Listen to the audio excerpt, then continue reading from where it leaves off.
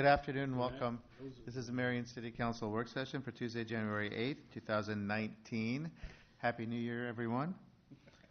Yeah. And welcome to our new Mayor Pro Tem. Thank you. Nice to have you sitting there. Musical chairs up here.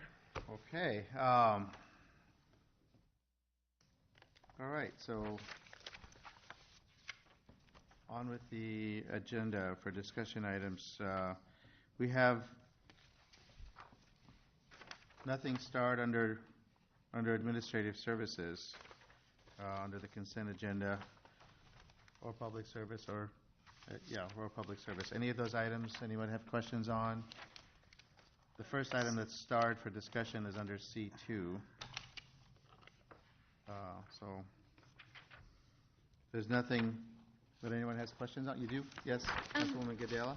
On C1, I just had a question because it looks like we had put something forth that they rejected and we had to go back and compromise. I'm wondering what we had to give into. It's a little more nuanced than that. We actually had an agreement. It would be legal's position that we had a legal agreement with U.S. Cellular. We had negotiated this over a period of months and reached upon agreed language between them and their agent. And without getting into all the nuances of principal agent law, our position is we had a valid agreement. Then their agent came back to us a while later and said, well, U.S. Cellular's legal department didn't like certain language that was in that, and they proposed some different changes. So then the question was, did we want to take them to court to enforce this, or did we want to try and work out some language that still everybody would be happy with? We decided to go the route of working out some language everybody would be happy with, then began another several months of negotiations until finally what we came back to looked an awful lot like what we agreed to the very first time.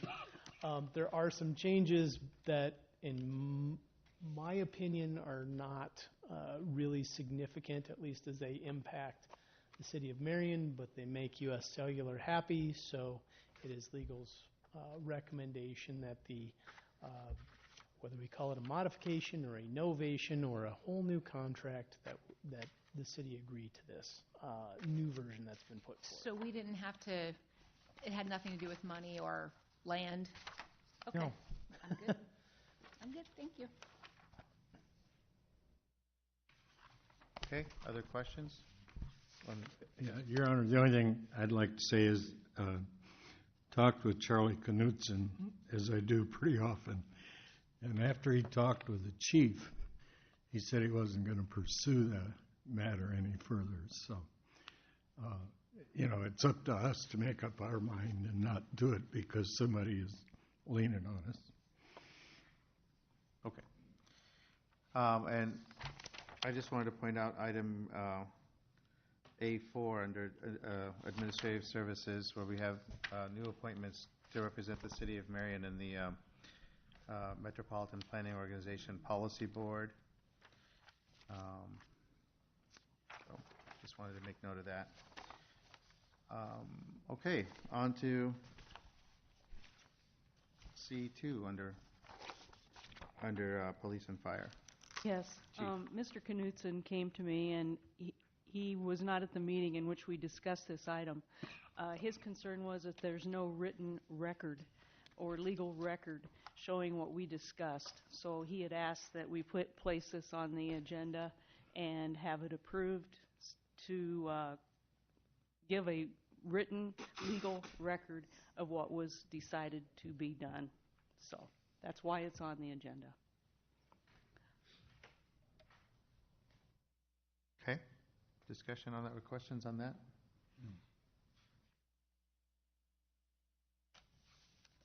Okay. And the recommendation of, your recommendation will be part of that? Yes. Yeah. Okay. Okay. On to engineering.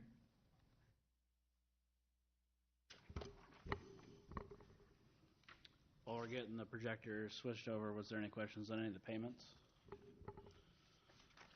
If I could I just have Yes, go ahead. and it's not just for engineering, but since you asked, would it be possible to list, when you're listing like payment number 4, to let us know how many payments it's out of? Because it's, sometimes when you're looking at this and it says payment number whatever for the amount of X, it's without more context, it doesn't mean a whole lot. Like, I don't know if we're almost done paying, if we're in the middle. So I don't know if it's possible for not just engineering, but when we're looking at these, to know how many payments we're in, are we on time, and are we on budget? Those are things that I would be interested in seeing on the agenda.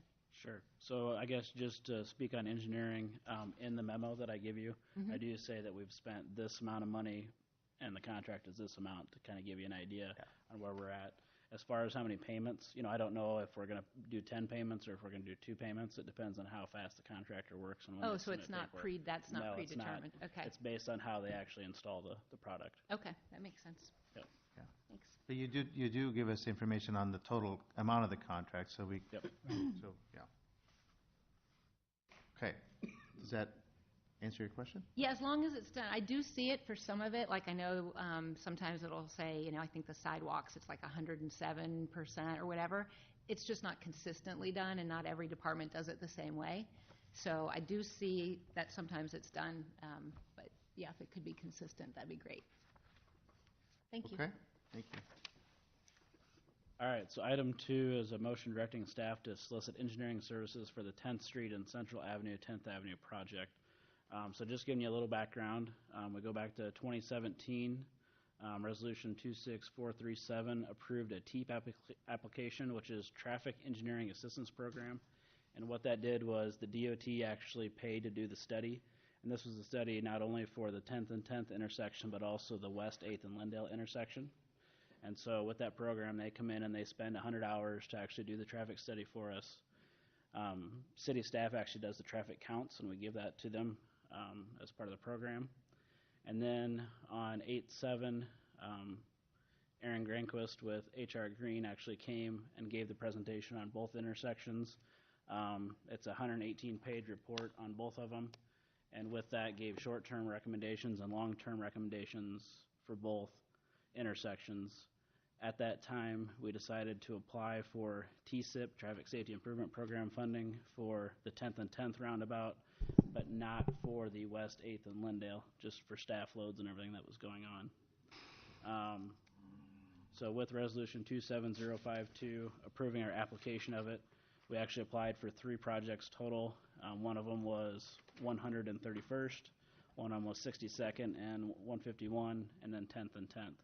We were only awarded money for 10th and 10th. So I received an email on December 18th. Since then, Channel 9 ran a story on the intersection, and so since it's in the news, decided probably a good chance to bring it before you guys. Sometime in January or February, the DOT will actually send us the contract for us to sign. So we haven't received that yet from the DOT. And then the TSIP funding would not be available until July of 2019. So we have some time before we can actually start that construction. So when we did our application, this was the exhibit that we used to put in there. So this is without any topo. This is just taking an aerial picture and drawing on it what it could be to come up with a cost estimate for when we did our application. So this is not an engineered drawing. This is just a concept for when we were trying to figure out how much it would actually cost to do it. So I know there's a lot of people out there that are saying that we have to buy 4 properties, that we're going to tear them all down, that the Granger house is going to go. That's not true. This is a mini roundabout, so it's similar to 29th and 35th. So you can see it fits within the existing intersection. There might be some small slivers or something that we have to buy if we have to get the road to fit in there, or temporary construction easements to get the sidewalks ADA. A good example would be like on the Granger house, that's a brick sidewalk and it's pretty high compared to the street. And so in order to get that ramp to be ADA, we might have to go a little ways to grade that down to get it to be to code. So again, it's similar to the 29th and 35th mini roundabout. There's no properties that are being proposed to be taken off the tax rolls. There might be a sliver of right-of-way or temporary construction easement for ADA, and we were actually awarded $293,000 from the TSIP program to pay for that improvement. And if you guys have any questions, I do have the report. What's the total cost? The total cost, I want to say it was around 350, and it depends, again, that's very rough. We would have to get into it and see what all we end up doing. It depends, are we going to do fancy lights like we have out here? Are we just going to do Cobra heads, stuff like that none of that's been determined. Okay, and so the additional cost that's been budgeted? There's actually a CIP item that's $500,000. Okay, for that specific intersection? Yes. Okay, and you said this is going to be very similar in size to the 29th Avenue? Yeah, again, we haven't done engineered Sure. drawings. Each but one is for an designed idea, yep. To give you an idea, according to it's the going to be similar to intersection, that. the particular intersection, but it's going to operate in a similar manner to the 29th Avenue one? Yeah, so we'll have a raised island where vehicles other than fire engines or long trucks are not supposed to be driving over it. And I know that was one thing that we discussed when we did that design was originally I think it was supposed to have a 4-inch lip curb, but with fire and their apparatuses, we don't want to tip them over. They're not cheap pieces of equipment. And so we had to lower the curb profile a little bit so that those vehicles could get over without having an issue. Other questions right now? Yeah, I have a question. What would the cost be to buy one house and make that a full-grown roundabout instead of a mini? I think we'd do better. People who call me anyway are much more in favor of the big roundabouts than they are 35th and 29th. And, when you look at that map, you have 2 red areas there already. Another little red area out of Granger's lot, which is sizable. Would there be a possibility to make that larger? So we don't have, I probably, when I was driving, and I am back driving, so be careful, everybody. 29th and 35th, probably 4 times a day. And I don't think people are as opposed to roundabouts as they are to the mini one. I think we'd have much better citizen favoritism if we could figure out at least to make it at 3/4, make it big enough that, there's certain times of day, there's a ton of traffic on both of those streets. And I think a bigger roundabout, in my opinion, would be much more accepted by our public than a mini's going to be. So anyway, that's just what I'm thinking is, and would it cost a great deal more money is my question. It would cost more money. I did not look at the appraised values of those properties, but I also think we would also forfeit the funding of this year because it was specific for a mini roundabout. So we would likely have to forfeit that money and reapply for a large roundabout. But when we get the actual agreement from the DOT, we can see what that language says. But that's what they do is when we have an application packet, we send it to them and say these are the improvements, and so this was included with that.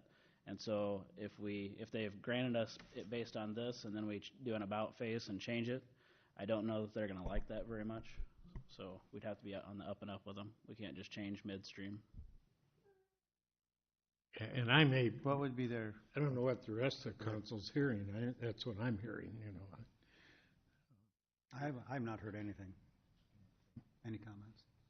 What would be their objection to making it bigger? So they have a rubric similar to what we did when we did our CIP. We don't know what that rubric looks like, but a mini roundabout may be scored higher than a large roundabout because it has less impact to properties. We don't know that, and so it may score differently based on the different project, or cost might have been one. And if you go from, say, $250,000 to $500,000, maybe it doesn't score as well, and this may not have got the funding versus a different project.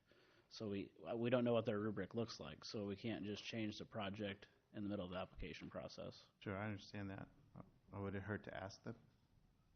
No, it doesn't hurt that when we haven't got the contract from them yet either. Other questions? I have one Yes, quick go one ahead. about this.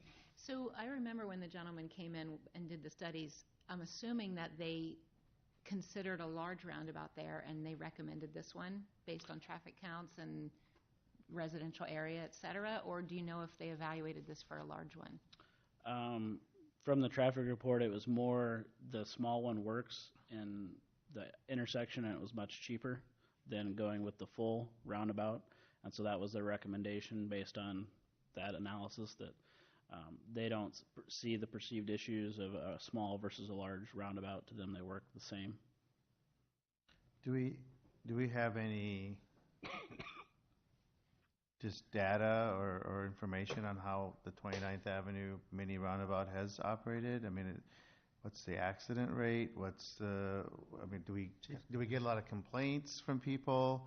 I mean, what's been the experience that we've seen with that roundabout? 29th and 35th. Very, very safe intersection for the amount of traffic that intersection carries. I don't even worry about it on a day-to-day basis as far as traffic. You have to slow down a tick more and be a little more careful when you're yielding. But I can redo the stats, but I think we had one accident there in the last few years. I mean, I think it was actually a police car. But that's just. And is that reduced from what it was before?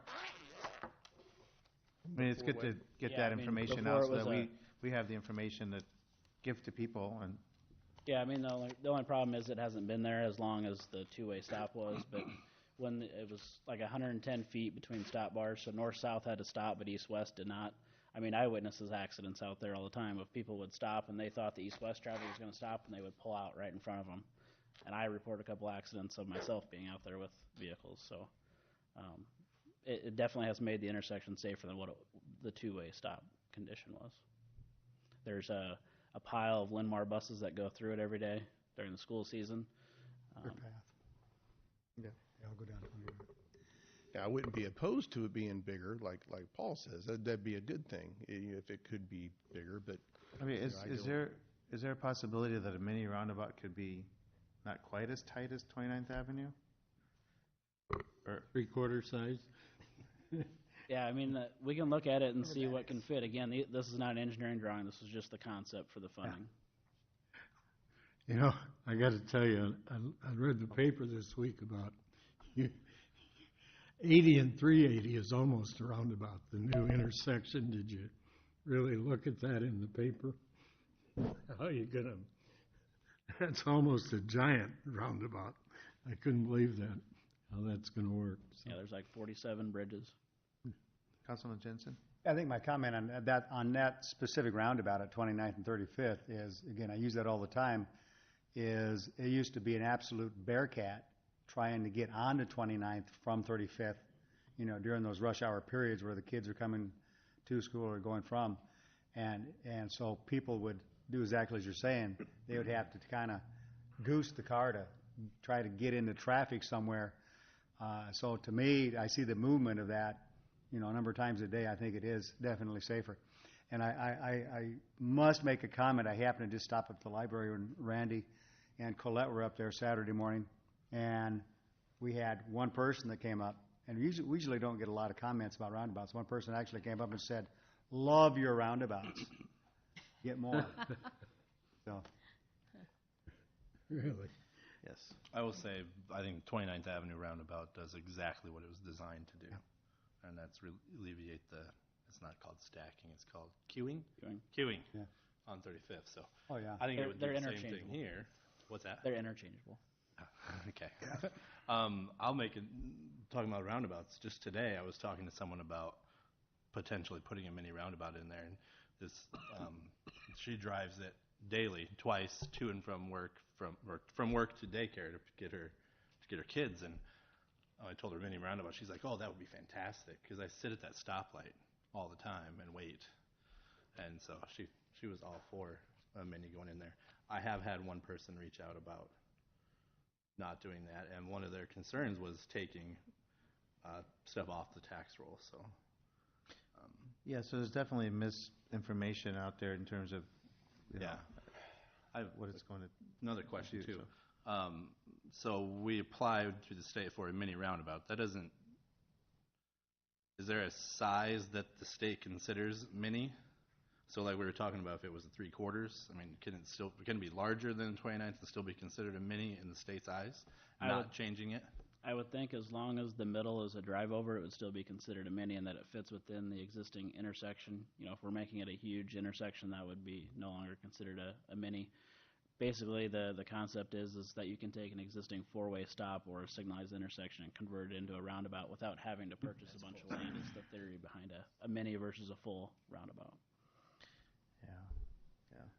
My observation is that I think if the yield signs were a little further back, because you see them just as you come up on the intersection, and it almost doesn't do any good, because then they need to be a little bit sooner than, you need to see them a little bit sooner than we do now.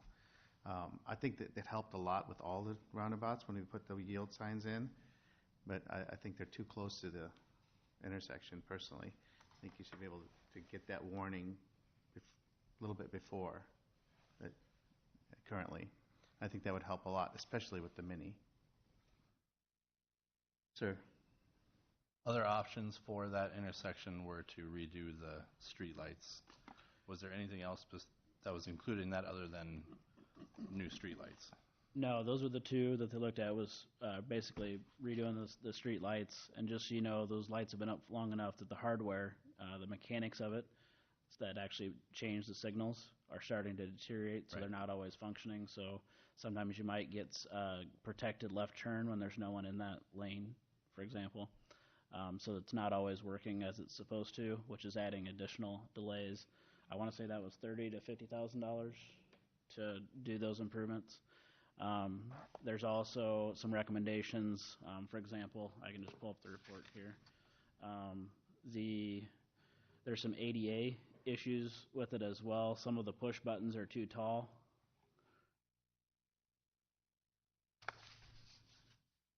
I mean, it comes up here. Give me a blank page.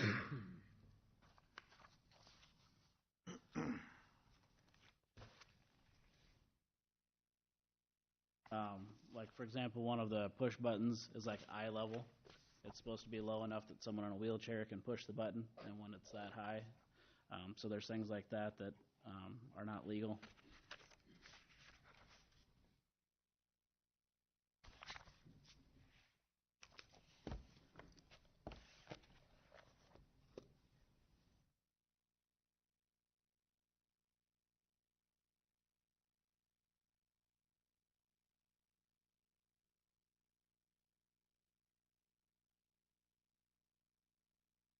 So for example, here you can see this is supposed to be clear down here so that a person in a wheelchair can push that button.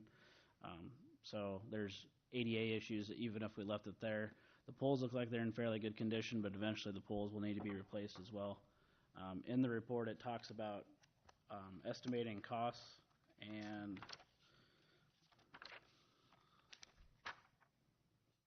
it also talks about level of service. So if you remember level of service, A is like your report card. It's the best score you can get. F, you're failing.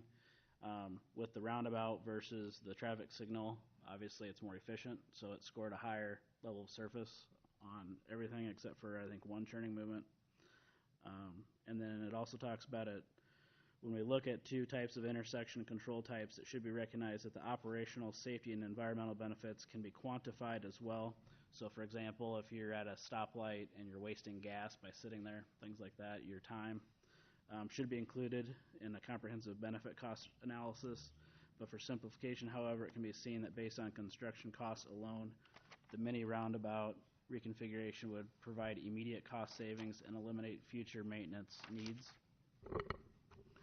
So it was 50 to 250,000 for a mini roundabout, and 200 to 500,000 on new traffic signals, with electrical costs ranging from 2,500 to 7,500 annually to run the signal. And that's all in the report. If there's people that want to see the report, it's a little big to email, but I can get you copies of those reports.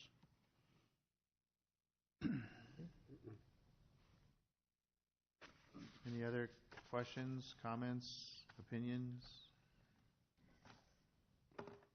So the motion that'll be on the table for Thursday is giving us direction to go out and solicit to find an engineering firm to design this for us. This will be number 8 for the city, and all of them have been designed by external services.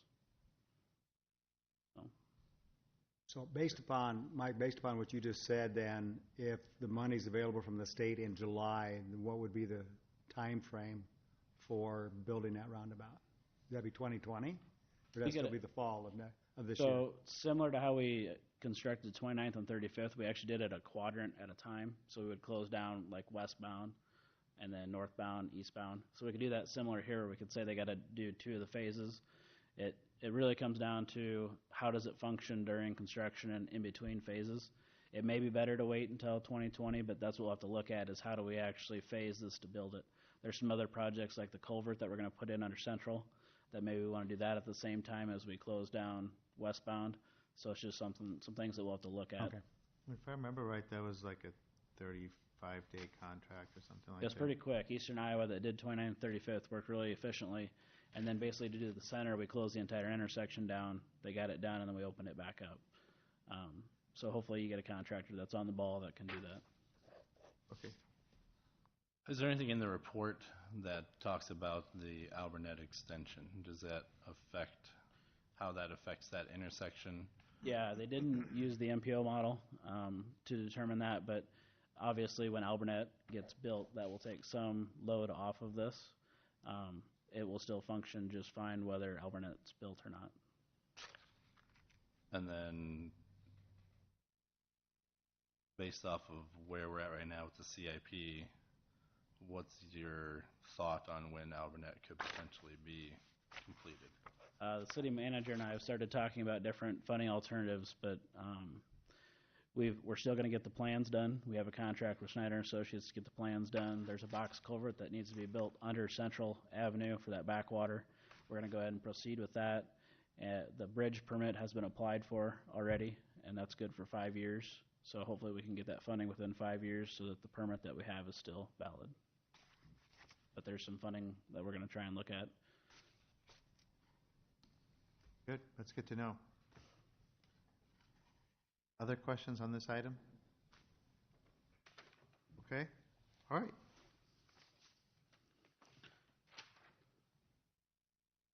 So the next item is our sidewalk assessment program. So this is an annual program that we do. This was installed along 29th Street on the east side from 12th Avenue to the existing sidewalk on the south of 19th Avenue. The budget was $97,500. The awarded contract was $81,043.83 with a final cost of $87,287.83, which is 107.7% of the contract. A lot of that was due to we tried to do some sod instead of seeding. We've been getting a lot of complaints from people when we did seeding, and when you have a really small area of it not coming up and then constantly being a maintenance issue. And so we tried sod here, and it worked really well, and that's a big reason why the increase in the contract. And then item 4 is the actual sidewalk assessment schedule that will go through the finance department and the city clerk. So a lot of people, they had a preliminary assessment of, let's just take the one, she's not in the back of the room, but Leanne's was 1,620 was the preliminary assessment. Her final assessment is $989.55. So we got good bid numbers, and so that's the portion that they have to pay. They have 2 options. They can write us a check as soon as we send them the bill. They have like 30 days to pay it. Or if they choose not to pay it, it actually goes on their tax bill, and it's levied against their tax bill over the next 10 years. But I believe there's like 9% interest on it. So refresh my memory, Mike. Are these the people that have not paid already based upon previous letters? They would. This doesn't represent all the sidewalks. Yeah, they could have prepaid. This is an area where there was no sidewalk before. We came in and we installed sidewalk. We've accepted the project, and now it's time for them to pay their bill. Oh, so there were no sidewalks in this area? Correct. I got you. Yep. Okay. Yes. What was the total amount that's being assessed to? the homeowners.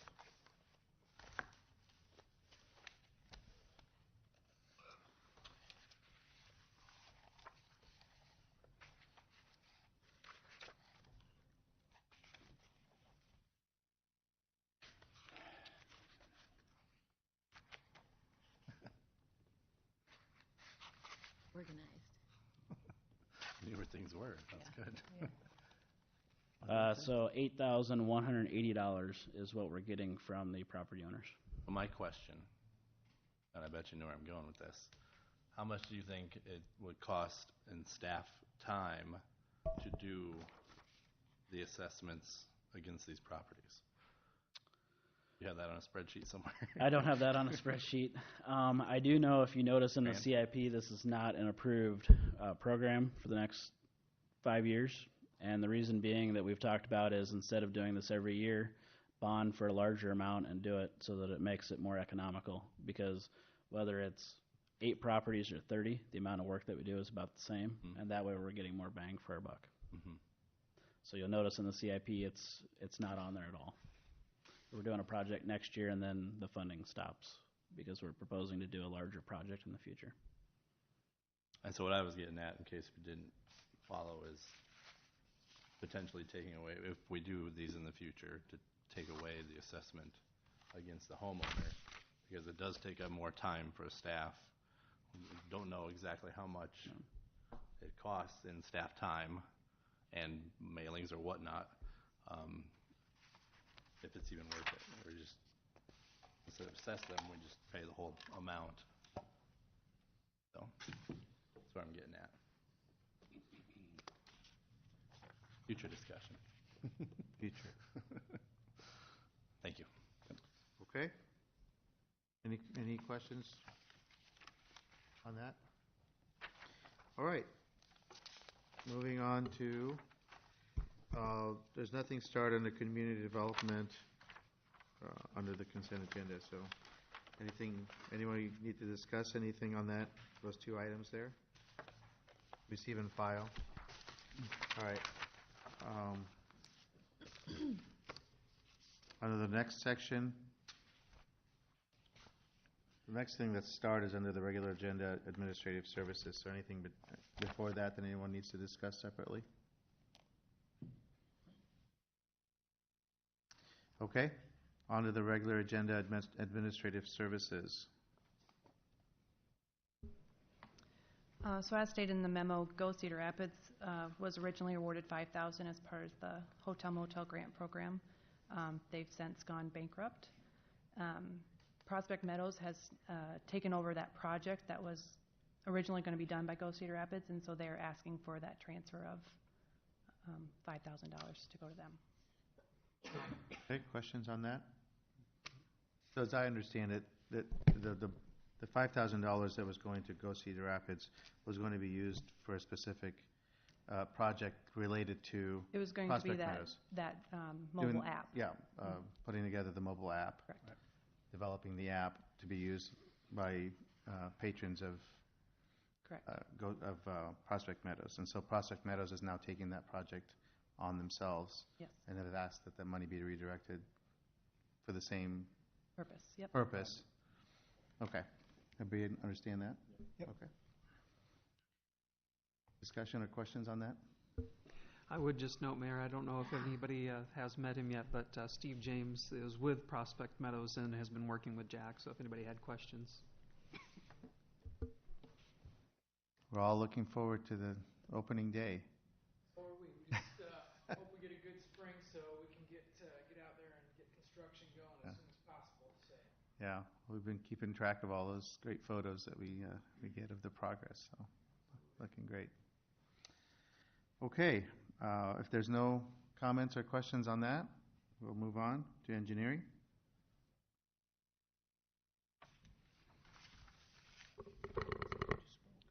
I know. All right, so number 1 is motion to receive, file, discuss, and concur with the TAC report regarding a stoplight in the intersection of 29th Avenue and Albernet Road. So you can see the blue circle that's on the page. This intersection is a stop control for westbound traffic, free flow for north-south. A couple of years ago, we did install the center turn lane for north-south traffic. As a part of the request, several members of the TAC committee actually asked that we look at the road to the north as well. So we looked at East Robbins Road and Alburnett as well. And the city of Cedar Rapids actually did traffic counts for us there as part of the Tower Terrace master plan. And so we got traffic counts for both, and neither location met warrants to install traffic signals at this time. So our recommendation for this is to leave it as is. We'll continue to monitor the situation. The C to Alburnett Tower Terrace will be coming forward, and hopefully that'll take some of those turning movements away, and they'll start using Tower Terrace instead. And then the Marion Police Department will continue to monitor the situation. What's the approximate timeline for that section of Tower Terrace? I know it keeps moving and it keeps changing, but current approximate timeline. I believe we're letting it in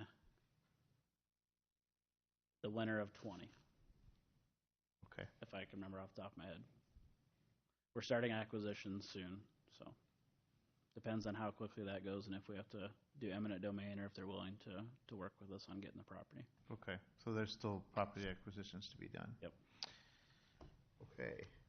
And it wasn't too many years ago that we did the widening on 29th and Alburnett. Yep. And, yeah. Okay, So questions? your TAC report has a lot of information, but I'm not going to read you all the accidents and all that stuff. It's just background information for you.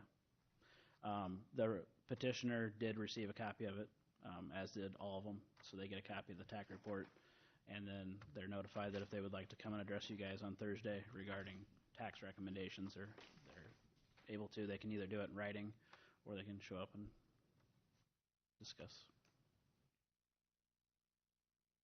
Okay. Next item. So the next one, we had a request to increase the speed limit on 3rd Avenue. And so this one, we set our traffic classifiers out there and track the speed. And so we put some both at the top of the hill and the bottom of the hill. And so typically what you do is not taking any judgment into it. You just look at the 85th percentile speed. And based on that, that's how you set the speed limit. So the current speed limit is 25 out there. You can see our 85th percentile speed range from 33.3 to 38. However, judging that that was previously a local street, so there's a lot of driveways, there's some visibility issues, there's the football and track on the west side, as well as that tight corner to go from 3rd Avenue to 1st. Then you have to take those environmental aspects into account. And because of all of that, we recommend that we not raise the speed limit. You can, in the TAC report, you can see that in the past 10 years, what the police wrote for speeding tickets, and you can see in 2018 they only wrote 8, but in their peak in 2012 they wrote 86 tickets just in that area. One of them was for 75 and a 25. And then 61 of the 516 tickets that were issued were for excessive speed, which is 11 or more. So. Okay. So based on that information, this is also a map that was provided. Each little yellow dot is actually a location. When the police officer writes the ticket, they can actually note on the GIS where they write those tickets. So you can see it's not one area. It's spread out over 3rd Avenue. Yeah, there's some that are closer to the football and track stadium, but you can see that they're writing them all over on 3rd Avenue. So the places where they're writing the most speeding tickets is where we have a lot of vehicles that are parked there during events down there where we need them to be not speeding. Okay. So recommendation is to leave the speed limit at 25, and again, the Marion Police Department will have directed patrols as time permits.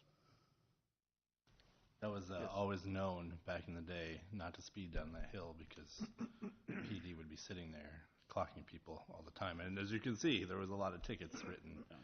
One interesting thing to note, though, is this right here is on the hill. So the 85th percentile is 37.6 for eastbound, and it's 38.4 for westbound, so whether you're going up or down the hill, they're faster going about the uphill. same speed. So the hill actually doesn't make it, it doesn't change the speed that much. Crazy.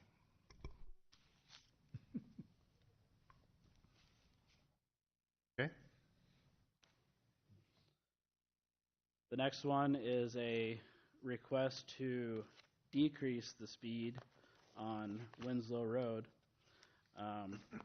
Again, for this one, we set out our traffic counters and track the speeds out there. The posted speed limit is 35. You can see the 85 percentile was anywhere from 39.8 to 43.4. The main letter was regarding the area and the two curves that were recently installed, and so that's where we put our traffic classifiers. The design speed, although it said on the plans that the design speed was 40 based on the horizontal curves of the road, it was actually a design speed of 35, and so that actually helps to slow people down. And so, again, based on the 85 percentile, you would raise the speed limit, but again, we're based on the environmental factors that are out there, we're recommending not increasing the speed limit out there.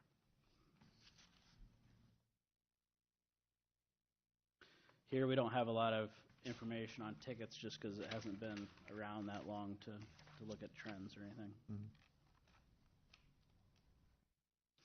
So again, the recommendation here is leave the speed limit at 35. The police department will have directed patrols and continue enforcement. And then when we do the CIP, we'll look at things like rapid flashing beacons or additional signage where the trail crosses Winslow Road was also one of the requests in there. So we'll look at that and compare it to all the other needs that we need in the city to determine if that's the location for it or if there's a different location that's best for it. Okay, good. Any questions on that one? And I believe for this one, there was an email that was forwarded to you guys from. Yep.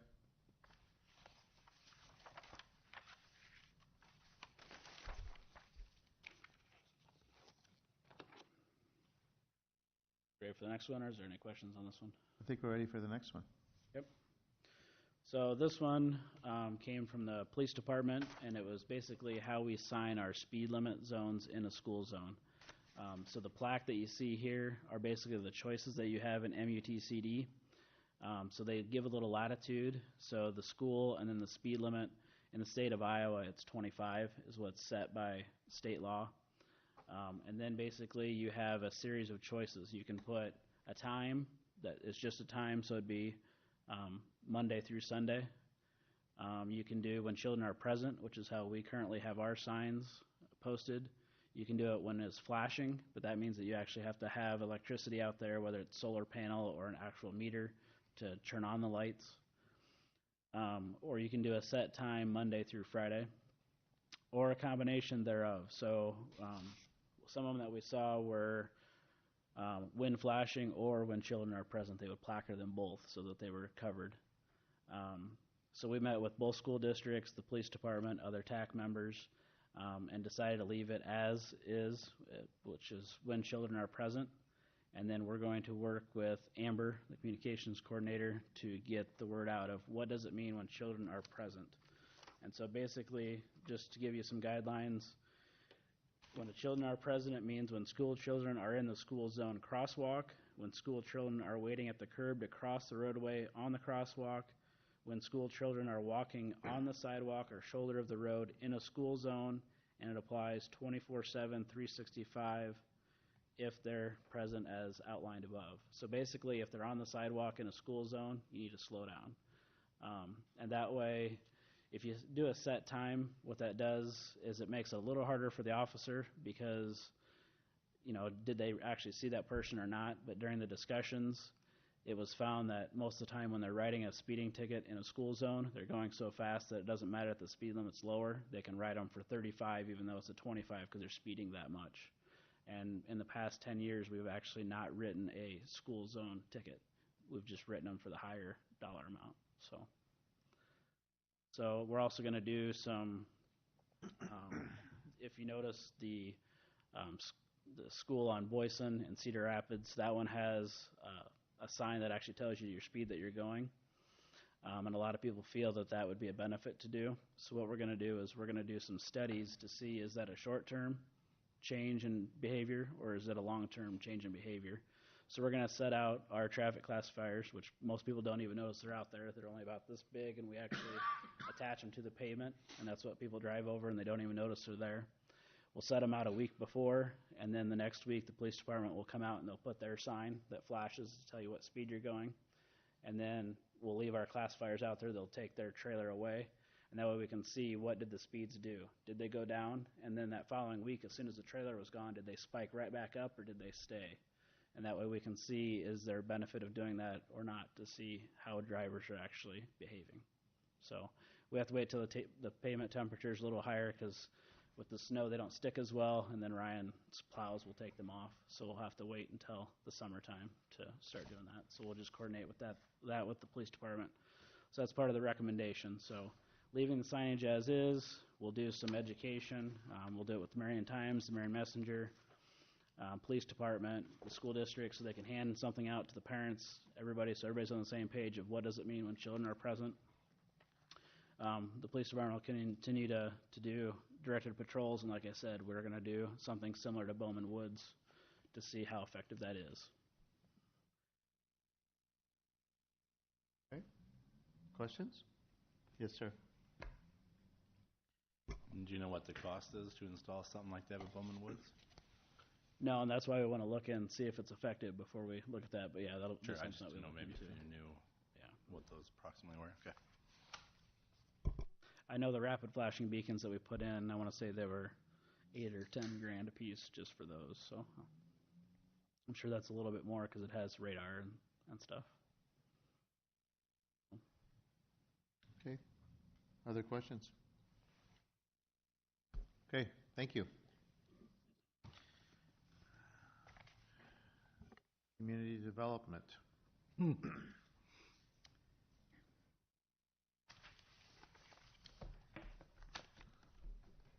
Good afternoon. Under planning on Thursday, we're going to have, or under community development, on Thursday we're going to have a public hearing regarding a rezoning and land use plan amendment east of 13, south of Fernal Road. It wouldn't surprise me that many of the council have received phone calls or heard from neighbors in this vicinity relative to the proposal that you're about to see. Clearly in your staff report, we go into some great detail and kind of identify what's going on in the area. If you recall, some of you may recall that this area was preliminary platted many years ago, the area highlighted in red. So it was all platted with single-family residential proposed, about little over 3 units per acre as a part of the original preliminary plat. Eldon McMillan developed the property, probably in the early 2000s, and he is since deceased, and the property has kind of sat out there for quite some time and changed ownership a couple times. Chad Pelly is now the owner of the property and proceeding with the development plan. That plan is going to involve changing the land use, and so the part of the public hearing has changed the city's comprehensive plan to provide for not only single-family detached residential, but also attached residential and multifamily. This illustration here, and you have this in your staff report, identifies some of the changes. You can see the existing neighborhoods at the platted streets, Fernal being on the north, Highway 13. As it extends, you can see the area identified in red is going to have different land use classifications. What I think is important to note as you review this is that the changes in the land use where the density does get higher is generally being accommodated with a buffer of single-family detached residential. So the idea is that there's a change being proposed, but the area that's currently developed will have primarily single-family around it, and then as it changes and gets higher density, it kind of gradually moves into the density as it goes east. So existing homes shouldn't be too impacted by a higher density style of home as it develops. So the project in itself, and I'm just gonna jump to the development plan. involves 6 types of residential dwellings. And I think this is kind of exciting. I think we've had folks come to the community from an economic development perspective. Maybe they're looking to site an industry here, or they're move their business here. And a lot of the comments that we get are that a lot of the housing is very similar in nature. And I don't think it's any surprise to the council or anybody that's driving around that there's a duplex that looks like the same one that 3 or 4 different folks do. The fourplexes were kind of the same way. Even as development has occurred more recently, I think Skogman came in with a reduced lot, single-family condominiumized lot, and I think we had that before the council about a year ago. Within 6 months, we had 5 different guys doing the same thing. So there's a lot of very similar housing in the market, and it seems like it all comes together at the same time. This project brings together a multitude of housing, all of which I would say is fairly different than what we're seeing. Some of it's similar, but it puts it in a mix, which creates a neighborhood that has a variety of housing, which I think creates some visual interest in the neighborhood. It also is going to provide a variety of income levels and housing types, which will lend to different generational mix of neighbors. So this is really a pretty unique neighborhood in the city, and I think it's going to really be an asset. And it's something we haven't seen for quite some time. If you had an opportunity to review the staff report, which I'm sure you do, you'll notice that there were single-family homes. The area in yellow is the single-family homes proposed. The area that's not colored is existing single-family. So you can see there's the ideas to kind of buffer the existing development with single-family homes. The blue, these are townhome or row homes that are alley loaded. So this is one of the first times. We've got one other development, and I'd probably say some stuff on Prairie Hill just across the street where there's some alley loaded. So they're going to be public alleys. And from the front facade, you're going to see a front porch, and there will be no garage. So they'll all be accessed from the rear. The red area is probably the highest density area. It's multifamily. And these units are going to be, it's the same developer that's doing the units that are just east of 13 south of Prairie Hill, so the stacked 12 units with the garage underneath.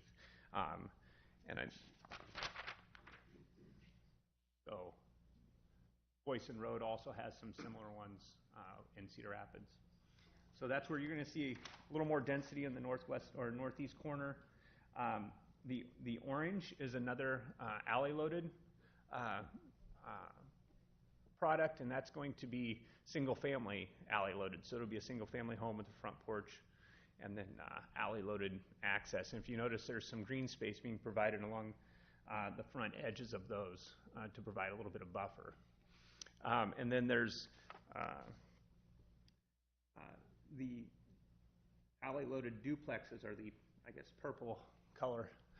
So you're going to see a very similar, a little more dense, but they're all alley-loaded as well. So there's a variety of housing and mix of housing in this vicinity. We've got the standard duplexes are in the green, which will be front-loaded duplexes. So we see some of those throughout the community. At the Planning Commission meeting, there were quite a few residents of the area there. I think a lot of them were just interested to see what was being proposed. There was some concern with density, and I think their concern with the density was primarily driven by traffic and the fact that they think there's going to be quite a bit of traffic on Prairie Hill in this area, and it's certainly not anything that we as staff are surprised by, and I hope the council wouldn't be either. With all of this traffic coming out to Highway 13 and no signalization on 13, and the speed limit, as we know, has been difficult to get lowered, there's a lot of concern with how traffic is going to come out of the neighborhood, and stacking and left turns become an issue. So you'll probably hear folks raise concerns with that at the meeting on Thursday during the public hearing. The one thing that this will provide is more connectivity to the north for Fernal and to the south. Currently, I think most people are just kind of they have to go out onto Prairie Hill there at that intersection. So we're hoping that it dissipates traffic over time, and there's multiple ways out of that neighborhood. There was some desire for some stop signs to be a part of this, and of course, that'll come up when we do platting, and at this point, we're just looking at the land use and rezoning of the property. So the proposal is to go to, from the single-family residential to a planned development residential, which will provide the opportunity for the mix of housing within the PDR. The City Council would see, as would the Planning Commission, would see a preliminary site development plan and a final site development plan for each phase as it moves forward, and it would all be tied to the zoning that's proposed for the property. I think the Exhibit D illustrates some of the housing products in pretty good form and provides a basis for what style of housing is being proposed in the vicinity. The Planning Commission did ask for a change from the original request. The landowners up here have large acreages. This was the green was the duplex units were proposed all the way around. They requested that those go to single family, and the developer did accommodate that and has made that change. So it moves forward with a recommendation from Planning Commission for approval, and all the accommodations that were requested were made by the developer. Any questions?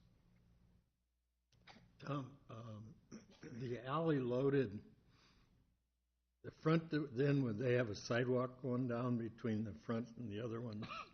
Correct. That's how it would be, okay. Yep. My other question is, fire and safety, how do they get back in there, all of that? So they'd be 20-foot clear width, so there'd be a requirement they maintain the clear width. And I'm talking traffic-wise, how are we gonna get a fire truck back in that purple area? in here. No, well, there, or, yeah. So that would have to be maintained to 20-foot clear. So they have the fire access. Okay. When it's platted, and this has come up in the past, and I think it's a very good question. So when it's platted, it'll be public, and it will also be provided that they can't park there. It doesn't have to be signed. It's a public roadway. Right. And then so that'll just be a requirement that they can't have parking invading into those areas, and it may be signed as well. But in the past, when they've done private alleyways, that's become the issue, is like, how do you enforce no parking in a private alleyway? We actually can do that if it's a public access easement, which we need a public access easement to provide fire accommodations. So we would want that as a part of the plat, and we can say no parking in the public access easement. It's a little more dicey, but as proposed, these would be public. Pretty exciting. I think this is a really unique, and it's going to be a really good experiment for the community. I think one of the things to point out is there's a substantial amount of, there's 25 acres of green space being provided in the 45 acres. There's some density here, there's no question about it.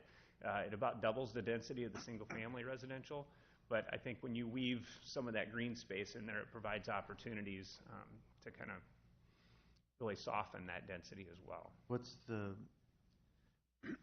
is that retention area at the So bottom there's some retention here, Yeah. as well as some identified outlots or green space. There's been, I think one of them was going to be a walk, like a dog walking area, dog park. there? Is that detention or retention? I think it's detention. So it would be open space. It wouldn't be wet. Wouldn't be wet. It's not space. wet. Correct. Okay. So that would be green space most of the time. It may be a little soggy out there. Mr. Sternad.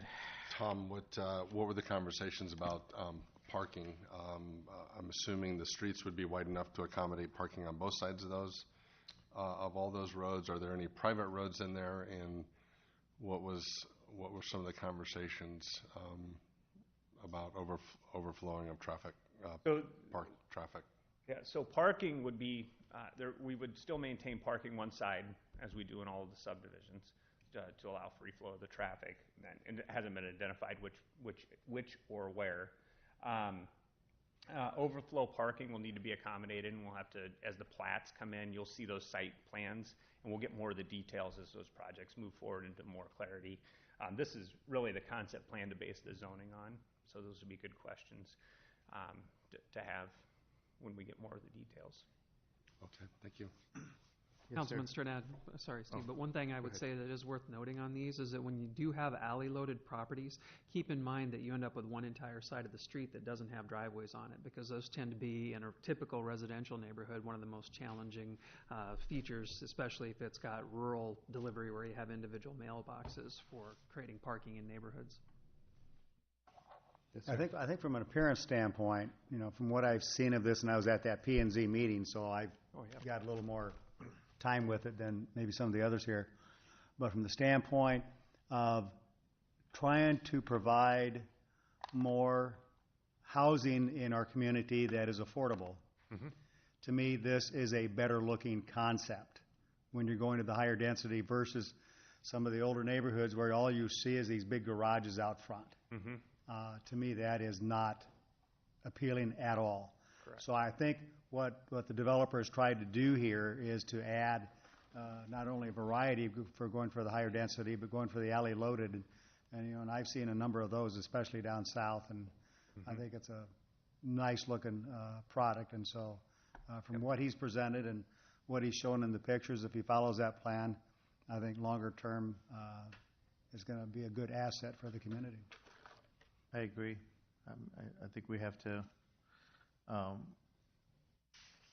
be happy about somebody wanting to give us something different from what we've been getting over and over and over again. I am one of those people who's concerned about driving through the community and seeing the same product over and over again. 3 garages with half the house behind the garage, and it's just one after another, and they all look the same. They're almost all the same color, and to see a variety and to give people options with something different, I think is good. And the ranges in affordability and the ranges in the style and the type of housing, I think I'm excited about this. And I do think that, and Steve can contend to this, or attest to this as well, from the public hearing, a lot of the concerns weren't relative to the housing style or product. It was more about traffic and access. And as we all know, Highway 13 creates a divide over there. It's difficult to cross that street and dangerous. And so that's, I think most of the concern was relative to traffic.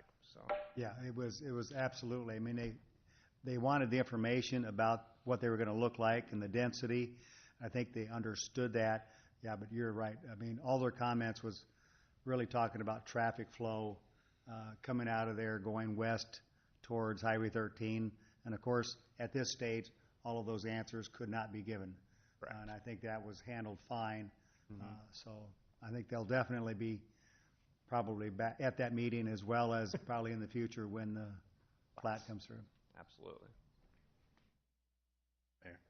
Yes, sir. I just want to chime in too and say that I'm extremely excited for this. I would, as a real estate agent, having some diversity in the product that's going to be out there is very exciting, and I'm all for the alley load garages, that design. I think that's going to be fantastic. I would love to see more of that and some redevelopment in town, especially like uptown would be some great redevelopment with some alleys and like row housing, that type of thing would be fantastic. Did you have a picture of the row houses?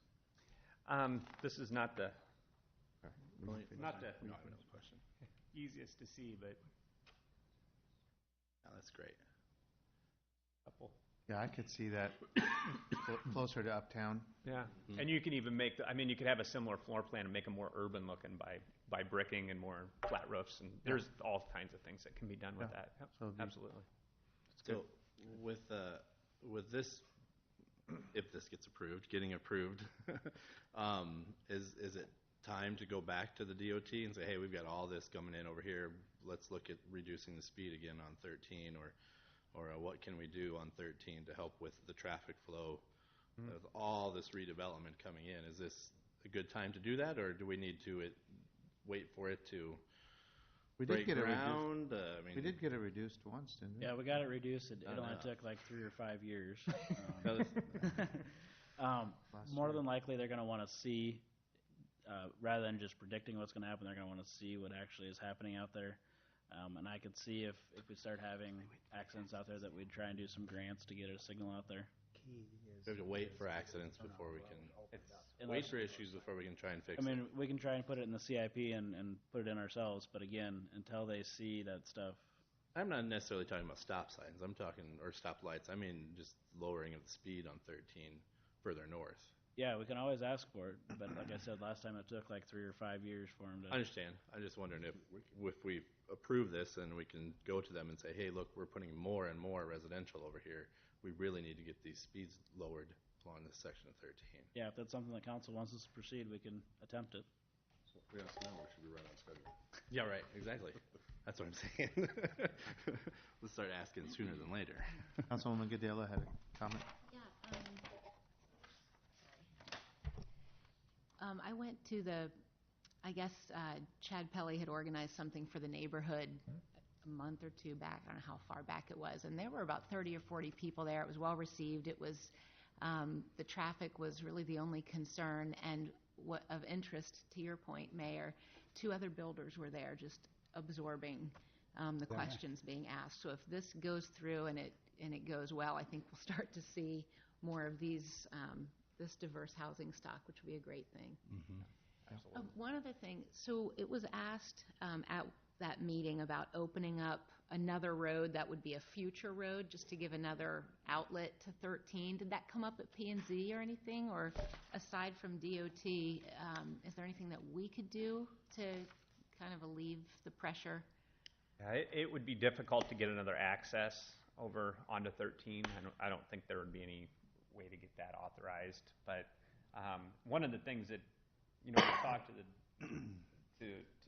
the developer about is trying to phase it in such a manner that connectivity to Fernal and all the access points can happen sooner than later. Because you can imagine if the phasing wasn't done correctly, you could increase traffic substantially at one intersection opposed to the other. And so that's been a conversation we've been having.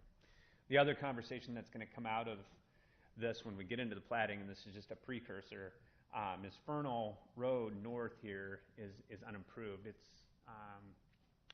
a gravel segment. So that'll be, I'm sure there'll be some pressure and some conversations about making improvements up in that vicinity as well. So something to just keep in mind. Farmland on the north side. Okay. Yep. Any other questions or comments on that? And that there are several items on the agenda related to that same Yep, correct. item. Okay. Anything else under community development? Could you talk about number 7? Yes. So number 7 is the contract for the sale of property down on 5th Avenue, east of what would be 22nd Street Extended. This is a project's proposed as a 52-unit apartment building. The developer is proposing to construct or to apply for low-income housing tax credits as a part of the project. The city owns the property, and this would be a contractor enter into a purchase agreement with him. The purchase agreement is subject to receiving the tax credit award.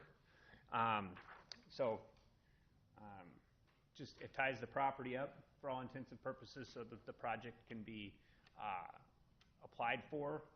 There's been some due diligence on the developer's behalf at the state to get the project where it is.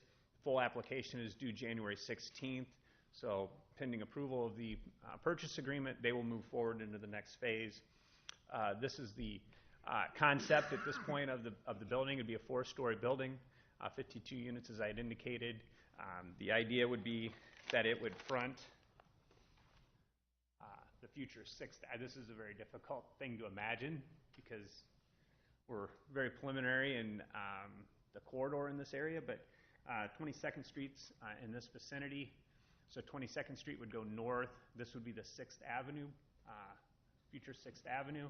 And so this building would be tucked up onto the corner and overlook 6th Avenue upon construction. Parking would be at the back and access through 5th. And 22nd Street's proposed to extend and even go further north across to 7th and then up into the neighborhood. So This would be a substantial investment into the neighborhood. It's about a $9 million building. So this, we're pretty excited about this project moving forward. It would involve the sale of some city-owned property as a part of that. So unfortunately, we have to wait for the tax credit application process to move forward before it would be awarded.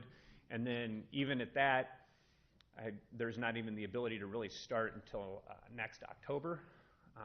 Would probably be the soonest they'd be able to get anything going. So there's quite a bit of time between an award date and construction. During that time, the council would see the site plan, elevations, even what I've illustrated.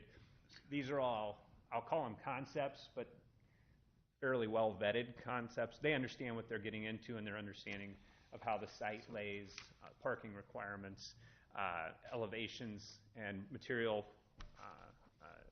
necessary, brick, hardy board siding.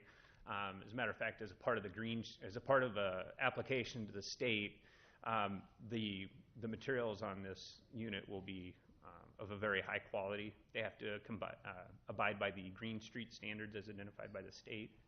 So think the apartment building behind Casey's on Boyson, that new building that went up across from where Timberline is. And then also Blair's Ferry Road, the larger units by the storage garages and the Red Barn. That is also done with Green Street standards, so there's a substantial amount of brick and masonry, and hardy board siding is part of the design elements. And you'll see all of that before it goes anywhere. So by next October, did you mean October 19 or 20? I'm sorry, October 19. Yeah, okay. Yeah. Look at that. First meeting, I slipped up. So.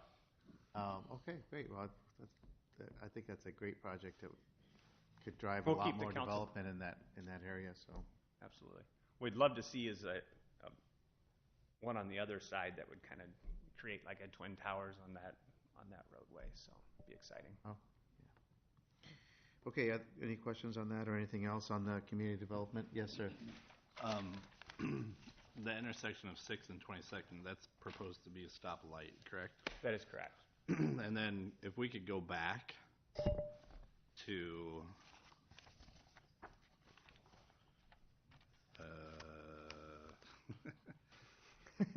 FA, so the right-of-way acquisition or vacation, that's going to planning and zoning.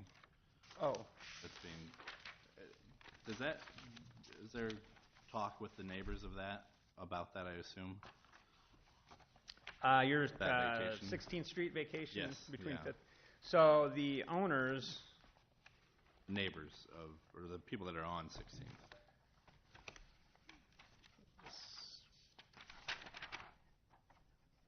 I know it's just going to P&Z for now, but I'm curious how that process works. I believe that's the piece for the old APC Emirates site, Tom. Yeah. Actually, I think that's. Or is it a different one? Right next to it, yeah. Wait.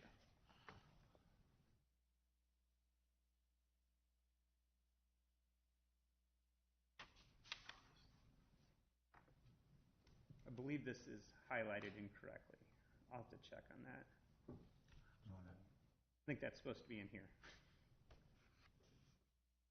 The old, I'll have to verify that location, but the concept is to vacate the street to accommodate a multifamily development at this point. That would be 17th then. Yeah, not 16th. I want to verify that between now and then. But okay. What's going on is this is a public street. It's always been a public street, right. But it's never been used as a public street. It's mostly been private. And the owners here are having some issues with the owners here placing things on there, and so we're getting into this whole concept of having to identify and ask people to move things off public property when, in all reality, it's never been used for public property, and they're kind of using that as the storage. So when they're storing things, so they've asked to vacate it. Genesis owns property on both sides of the street, and therefore they would be able to control that property upon acquisition of it. And 17th is never going to go through to the new 6th. It doesn't go through now. Well, kind of, but Correct. Is 16th going to go through to I don't 6th? I don't believe it is. Mike, do you recall? I don't recall off the top of my head. I think it was 22nd and 15th. There were several that were just going to be The only two. dead ends. Trying to think here. Is this? I can answer that at this point, or on Thursday if you don't mind. I think this is just receive and file and refer to the Planning Commission, so I haven't really looked real closely at it at this point. Okay. Yep. Thank you. There are some development. I guess one thing to point out with regard to this is we're starting to see a desire for development on the south side of 6th Avenue in anticipation of 6th Avenue going through. We've also had quite a bit of conversation around the roundabout and wanting to see how do we envision that developing, what's that look like, so I think we'll probably be talking to the council about trying to envision that in a little more specific manner since we have property there. The idea of, I think, Mary, you've mentioned times of trying to develop what we'd like to see there and then put it out for RFP and solicit proposals for the redevelopment of the property around that roundabout. So we've been talking about how that could possibly happen as well. So. Which brings up the question of where are we on the design standards? So I was going to say too. Happy New Year. Thank you. That sort of answers, it plays into what you've just been talking about, that Correct. we're starting to see a lot of interest. It'd be nice to have our standards in place. Yep. It would be, yes. So we have the draft. We've received them from Stanley. Stanley is now getting us the editable copies for us to review. We've made some changes since they've proposed them to us. I'd like to have a steering committee meeting, which hasn't met in some time, before the Planning Commission meeting in February. So. Okay, because if enough development happens before we have those in place, they may become moot. Well, we evaluate everything on them, so. Okay. Okay, good. Yep. So. Good to know. Yep. All right. Any other questions on that? Thank you.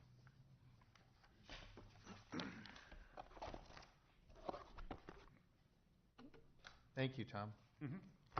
Okay, Mr. Pluckon. Thank you, Your Honor. The item under the city manager's office is actually related to the one that you'd asked Tom to discuss under number 7.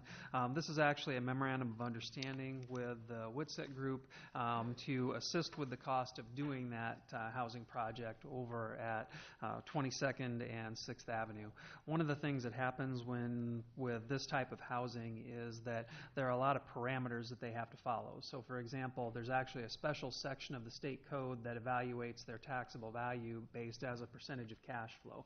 By accepting the tax credits, you also accept some revenue limitations on the project. So the Economic Development Committee took a look at the pro forma that he's proposed for the project and identified that there was a gap there of about $400,000. So we're proposing that the city enter into a tax rebate agreement for 90% of future tax proceeds with a maximum of $400,000. There's not a limitation in there proposed on number of years, because since this will only be the 3rd project in Marion that's actually proposed this way, we don't have a lot of data yet on what the actual taxable value will be. And so rather than get too specific and then have to come back and add years onto it, we felt the number is what's more important. But best guess is that it would be 8 years, with the 8th year not being a full rebate of the 90%. Okay. Questions? Pretty straightforward? Okay. Yeah, this one was actually an easy one compared to some. Okay. And then we have one item under other department discussions, police. Chief? Good evening. In response from Council Member Jensen a few weeks ago, we're just going to Scott Elam, he's my lieutenant in charge of investigations, is here just to give a very brief update on the current laws in Marion versus the new laws that were enacted in Cedar Rapids versus licensing and management of massage parlors. Okay, thank you. Hello? Good evening. Good evening. So effective January 1st, Cedar Rapids put a new massage ordinance into effect. to regulate massage parlors. It's been quite an ongoing issue for them. We've gotten some phone calls from massage businesses in Cedar Rapids wanting to know how our ordinance work. So they finally came up with their ordinance, and it has taken effect. What it requires is each person that works for a massage business to be licensed by the state, and then it requires that business to be licensed by the city. And they go through a fairly extensive process for licensing. They have to fill out an application, they have to do background checks and whatnot. And then once they get a license, it allows the city to issue notices of violations to the business, and then it gives the business the opportunity to file I think it's called a correction plan or something similar to that on how they're going to fix the violations and whatnot. And then if they don't fix the violations, eventually the license can be revoked or suspended. It allows for an appeal process if the license does get suspended. And it also, there's some fairly hefty fees involved. It's a $60 application fee for the business that includes up to 3 background examinations for employees. And then any additional employee after that would be an additional $10 for each person. And then if they reapply, it's good for 2 years. If they reapply and they're late, they have to pay an additional $25 late fee. So in comparison, Marion, we changed our city ordinance in 2013. We had some issues with massage businesses, a couple of them in Marion. We were doing licensing at the time. We changed our ordinance to basically require that anybody involved in massage therapy has to have a state license. And if they don't have a state license or they're involved in anything that appears to be illegal, it gives the police department the authority to placard the business, do not occupy until it's fixed or until another business can come into that building. And we haven't any problems with that. It's only been used twice since 2013 that I can recall. One, there was a person that was running a massage business and was advertising on Craigslist, running it out of an apartment. We did a sting there. She was charged with conducting massages without a license under state code. We placarded the property, and she basically had to move out of the apartment because she couldn't be in there. And the other one was just earlier this year. There is an Asian massage on Marion Boulevard and Keys Court that we did some, with all the issues going on with Cedar Rapids, we decided to do an inspection of ours and just kind of see how they were going. And that was the only one that wasn't in compliance. They didn't have anybody working there that had a state license. We placarded it. It was placarded for probably about a month, and then the business did get somebody in there that did have a state massage license. We removed the placard. So we feel like the ordinance that we have has taken care of the problems. The one issue that I can see with our ordinance is that it doesn't cover reflexology because you're not required by the state to have a license for reflexology, but Cedar Rapids ordinances doesn't deal with that either. So we haven't had an issue with it at this point. I think our recommendation as of now is to not change anything. We haven't had a problem with it, and we don't anticipate any problems in the future. But Yes, ma'am. So is this licensure, like you're saying, similar to what salons and nail places have? Is this the same kind of thing? for the city or the state or? For these businesses that we want to make sure that they're certified people working there, is that similar to what we're doing with those other types of businesses I mentioned?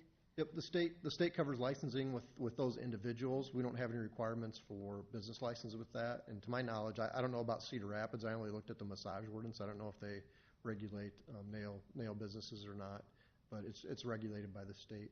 Okay, I was just wondering if we were treating massage parlors differently than other service providers of, I guess, non-necessary services. I don't know how to explain it, but I'm just wondering why. You mentioned Mr. Jensen brought this up. If we were having some kind of problem that brought this up, nothing came to my mind. So you're not recommending we're making any change? We're not recommending making any changes. We made the changes in 2013. We had licensing then, but the licensing it did background checks, but did not require that anybody doing massage therapy have a state license. And we ran into some problems with some sexual-oriented businesses, basically, and we took care of that. And we feel like the changes that we made in 2013 deal with that effectively. So, thank you.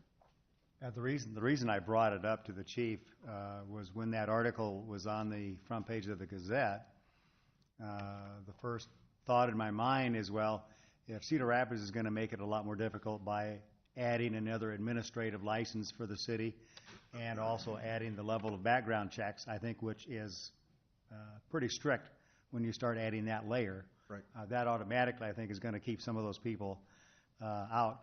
But the reason I brought it up, I said, if Cedar Rapids is going to all of a sudden get a lot more stricter, does that mean more of these massage parlors are going to move east Come here. That makes into sense. Marion? And that was kind of my thought, because I didn't know exactly what our policy was, ordinance was compared to Cedar Rapids, and that was kind of the thought process. And again, I think part of it is numbers of problems in Marion compared to Cedar Rapids. They obviously have a lot more than we have. So I'd be really interested in getting an update about a year from now from Cedar Rapids and saying, did this really help you?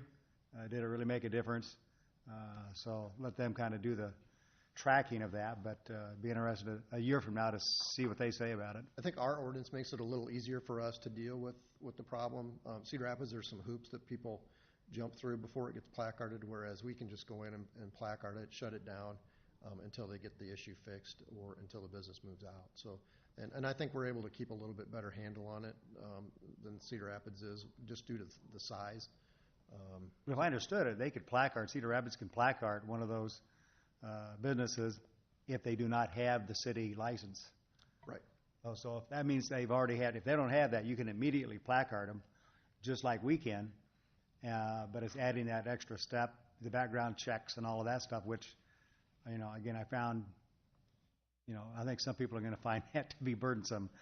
But anyway, that's what I just want to at least let people know why I brought that up. No, I think it's a good That's idea. good. And it's good to know what our ordinance is and what, and that we have thought about it a few years ago and already made the changes that are working for us. So I think Cedar Rapids took a look at our ordinances, because there's some other communities that have done what we did. we're And used then- to being the leaders. And then some other communities were doing the licensing, and Cedar Rapids kind of took and combined both.